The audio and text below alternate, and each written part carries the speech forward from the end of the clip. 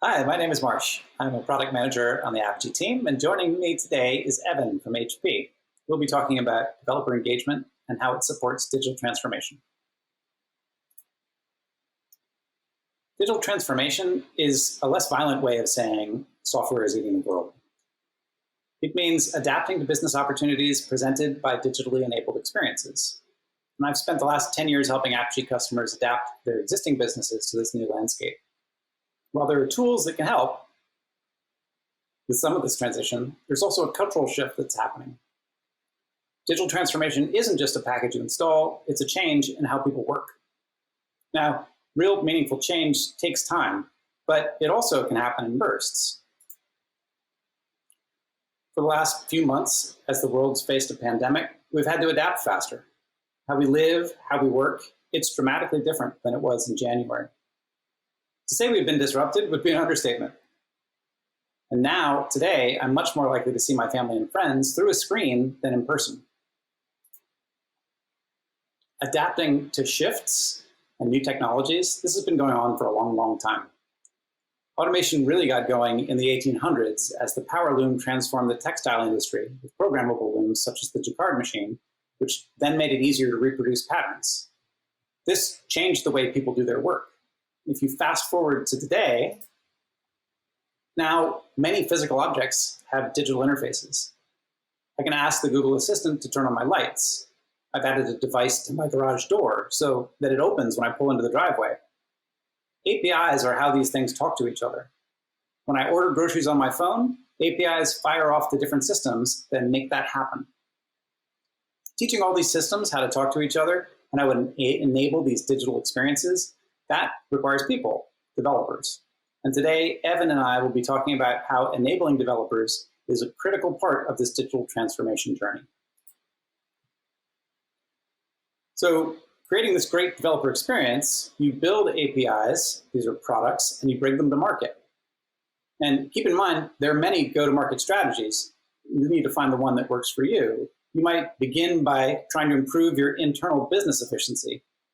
Or perhaps your best opportunity is to launch APIs that support a partner program. Or maybe the opportunity is creating APIs for a large number of developers that you've never met. Each of these approaches is going to affect how you think about what will make a great developer experience for each of those channels. So first, developers are your customers. Whether they're for internal or external or partner use cases, they're the consumers of your APIs. Second, you need a way to bring them to market. That's a storefront. Just like any product in a marketplace, those APIs need to be discovered, learned about, and adopted. Third, we think of a developer portal as a storefront for APIs. This is where you are building a great developer experience that makes onboarding easy, helps people get through to their first API requests, and all the way along that journey to when they have problems, how do they get support? Productizing your APIs, that's one part of it. But in addition to being valuable to developers, your APIs have to be discoverable. Once a developer finds your APIs, they're going to need great documentation, they're going to need support and other resources that help them to succeed. You can't just go out and buy digital transformation. It's part of how you change your business. But there are tools that can help you on your way. Just as important, there are hard-fought lessons you can learn from companies who've been going through these transformations, like HP.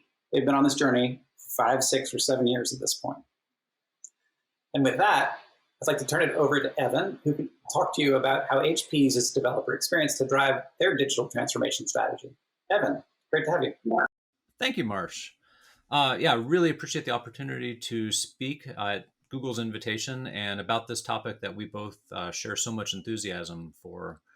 Myself, Evan Shesley, I've worked at HP for about 20 years, and in my space is developer engagement and API strategy generally.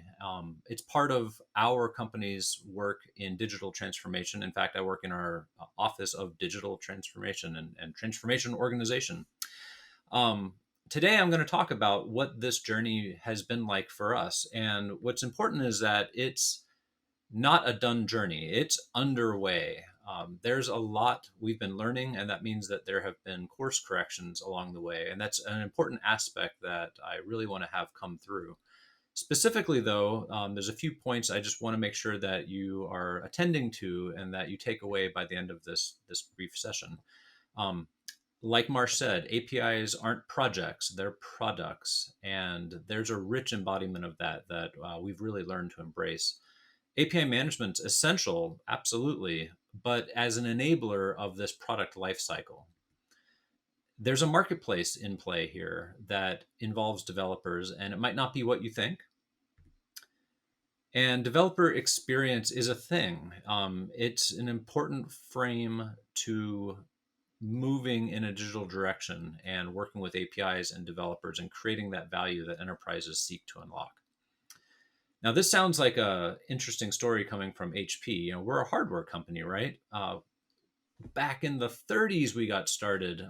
Bill Hewlett and Dave Packard going to the origins of Silicon Valley. In fact, the first garage, if you've ever heard of a startup in a garage, the first Silicon Valley garage were our founders starting a company and selling their first product, that gray box there, to Disney to make Fantasia. And constant adaptation and adjustments to their product thinking along the way. What you see here, we're known for computers and printers now, but on the screen, these are oscilloscopes and calculators and a wristwatch. It's a company that really does embrace our motto, keep reinventing. And that's been essential to our movement into digital and accelerating in this direction the last 10 or so years. What we are today, a lot of business-minded people think about HP as the PC maker, and indeed, we sell more PCs than any other company on earth. July 2020, just last month, we held the number one position, and we obviously, to most folks, know that we have a huge printing business, from tiny little handheld consumer printers to presses that fill factories to 3D printing. That printing business is essentially based on this idea of placing hardware so that we can have a supplies revenue stream, kind of like the classic business school razors and blades model, right? You sell the razor so that you can get that annuity stream of revenue from selling the blades. Or often, I think also the coffee maker and the coffee pods is very similar. Well, with HP, we're known for ink, placing printers so that ink sales happens. And what's great about, of course, is we believe we do make um, an important contribution to society in this space because our content is physical. HP makes the online experience a little more real when you can print a photo. And likewise, we're moving in directions, investing heavily beyond just simple, classic printing. We in some cases we sell ink by the 1,000-liter tote, and we sell materials for 3D printings in our nascent 3D printing business in the industrial side. A lot of growth there in this, again, physical content space. But in a business model point of view, it's still about placing units and a lot of revenue and a lot of business happening through the use and consumption of supplies. Now, all this is great, but this is a software talk, right? What does any of this have to do with software? Well, it's where we're coming from, and it's important foundation for our direction that we're heading now. HP has had software in mind for decades. We've even, we've packaged software with our devices. We've had to write device drivers with operating system partners. Often, though, software was seen as an accessory to be, included in the box at the lowest possible expense. Just a necessity that wasn't central to the value proposition of printers or PCs and such. It's got to evolve from there. Where we're coming from is this old model, right? This idea that there's a factory and on the inside we invent things, we make them, and we ship them out the door to the outside world. Marketing brings it to market. We either have a direct or indirect, channel sales. Classic, antiquated, physical hardware industrial model.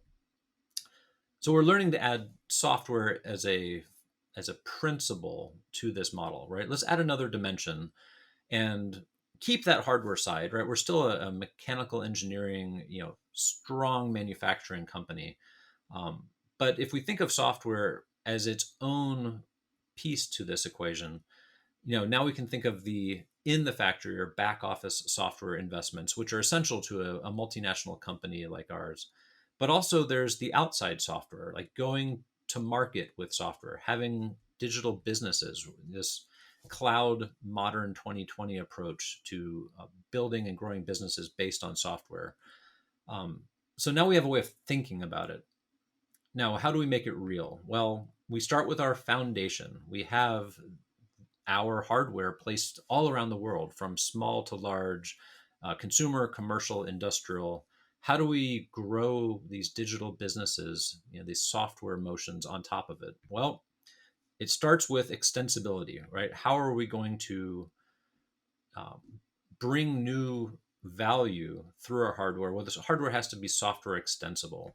And that means partnering, right? Who's going to use those extensions? Who's going to participate with us? So it's our business partners. Well, who among those business partners? Well, those are the developers, really, right? We have to be working with developers to create these new experiences, to address those markets. And ultimately, what do those developers need? What do they consume? It's our friend, the API. So this has been one of our years past epiphanies, right? Really getting our heads wrapped around APIs aren't just integration necessities, like a new supplier needs to be able to submit an invoice, and so they have to call an API to get paid or something. No, it's about growing ecosystems and creating new value in the business motion.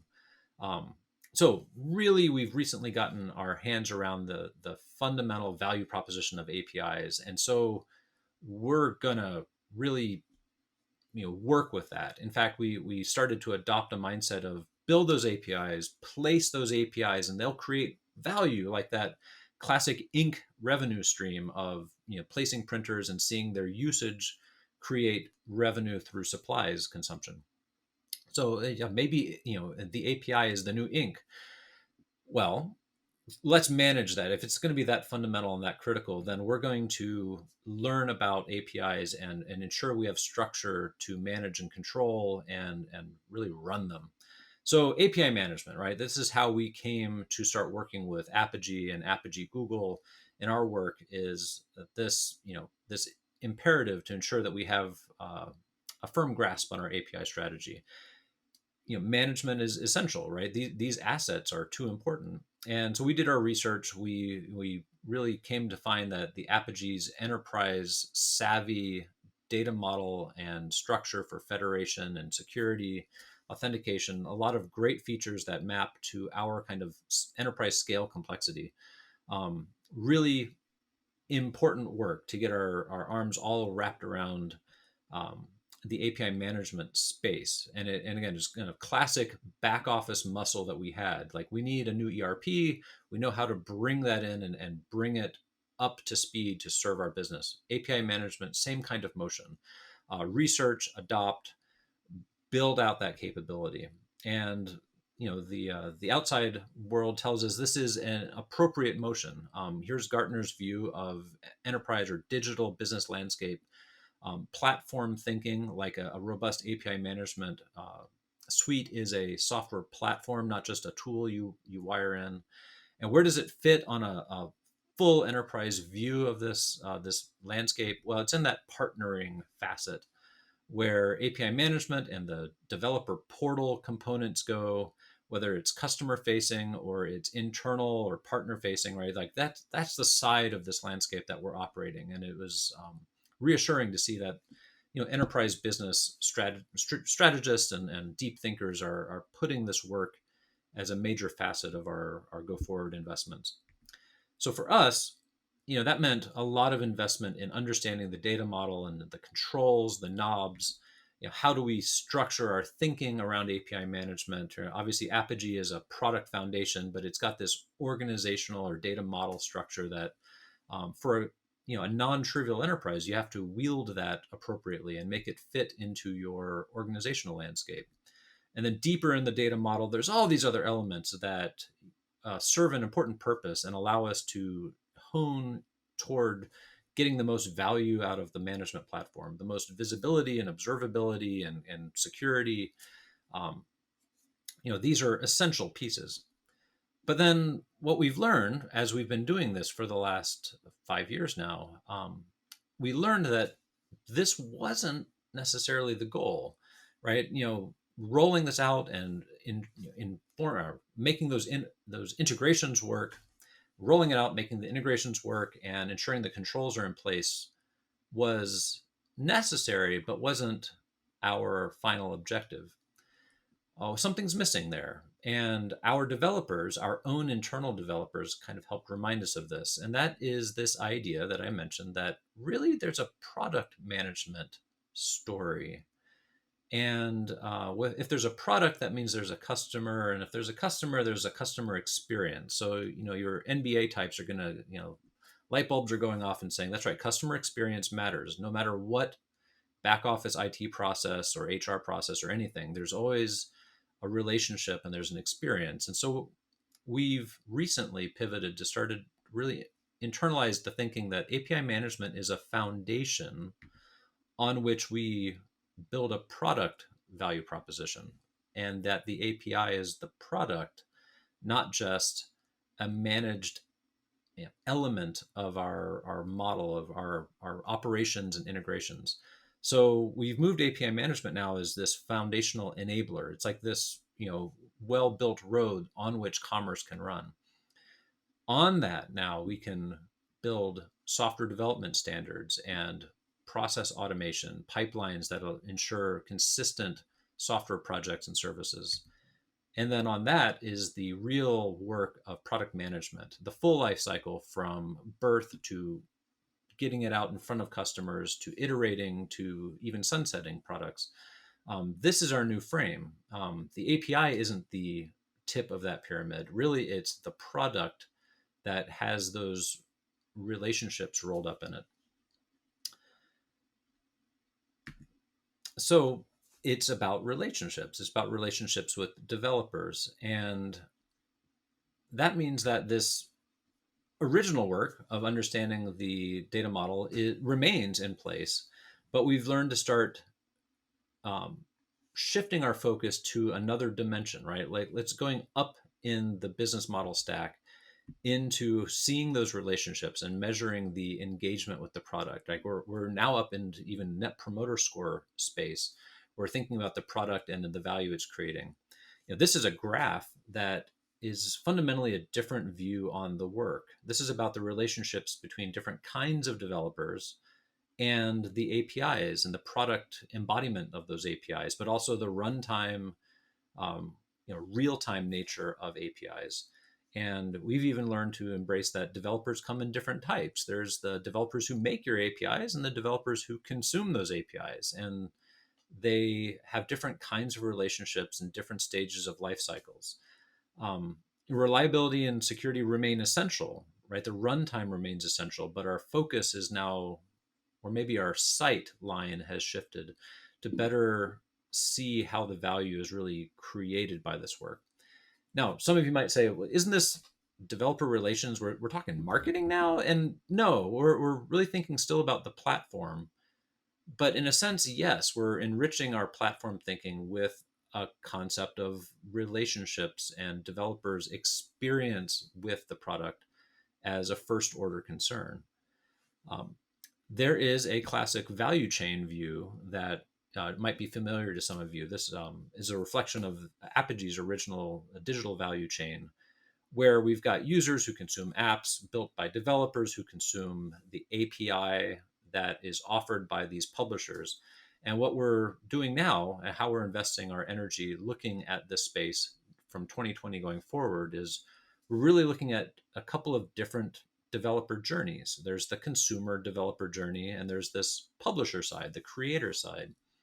They're developer experiences each, but they're also different. And this is a different step or a different element entirely of working with APIs than thinking about just publish APIs and the value is inherent, right? We're no longer just thinking about shipping APIs like we'd ship a printer hardware, and there would be value inherent in that. All right, we're thinking about the actions of these consumers, of these publishers, as being the measured value is happening there. In fact, there's a gap in this diagram that is the missing piece, and it's where they find each other. And where's the classic business school concept of where suppliers and consumers find each other? Well, it's a marketplace. I use the word marketplace very generally.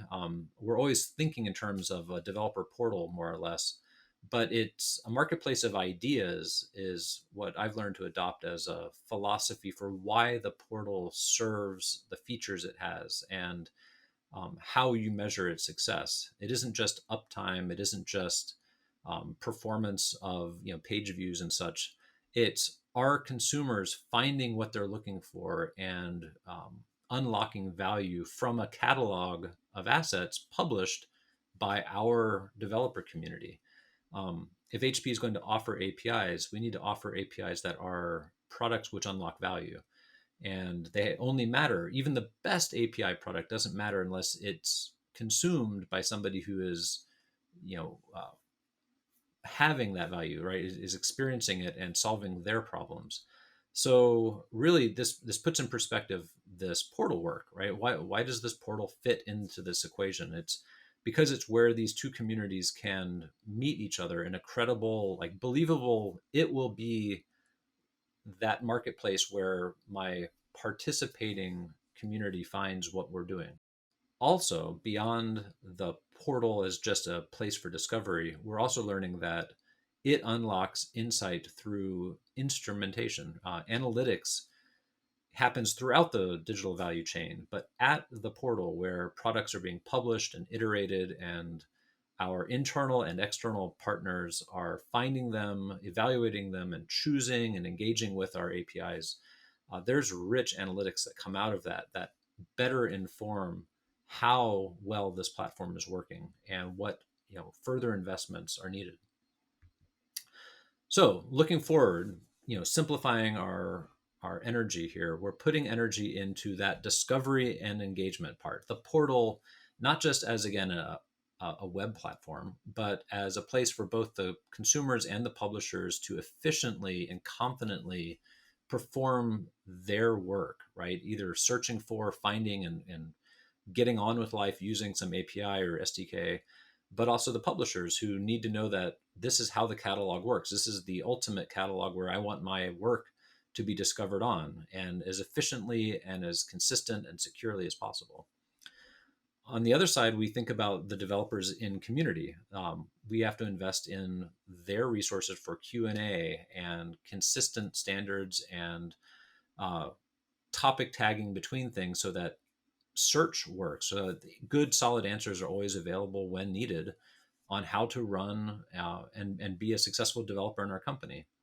And connecting it, the interstitial fabric is analytics. It's understanding really what connects all these experiences. We can instrument a lot of our digital tool chains, or developers, code pipelines and API runtimes, and even web analytics on the portal together, creating a really rich graph that better illuminates how well we are addressing our customers and our developer partners' needs. So the takeaway is it's a journey, and it's not about any one end goal, but it is about being willing to reinvent how you think about your partners, think about opening interfaces, think about APIs as products. There's a whole life cycle in APIs that recently has come to light for us on how to invest in it as from end to end. And API management, absolutely essential. Apigee has been a powerful enabler for us to meet our needs for management, but now we're also seeing how it further extends that value into the product lifecycle. Developers need a marketplace for their ideas, whether you're looking for something or you're looking to ensure your work is discoverable. And the best way to understand those developers' needs and requirements and expectations is what we call developer experience. It supports all of those different developer journeys, and it's the right kind of product frame of mind for thinking about unlocking your enterprise's ultimate value as you move from hardware or whatever legacy business structure to really services that build on top of your foundations and help you move forward and compete. And with that, thank you very much again, Marsh, for the invite. And if you have any questions, you can reach out to me, evan@hp.com. Thanks, Evan. It was really fascinating to hear you talk through the journey HP has been on and to put it into context of the different transformations that HP has faced through the years, like the shift to delivering ink. And it was really great to hear how you've walked through that and given lessons to us that we can learn from. Thank you very much. Very welcome. Thank you.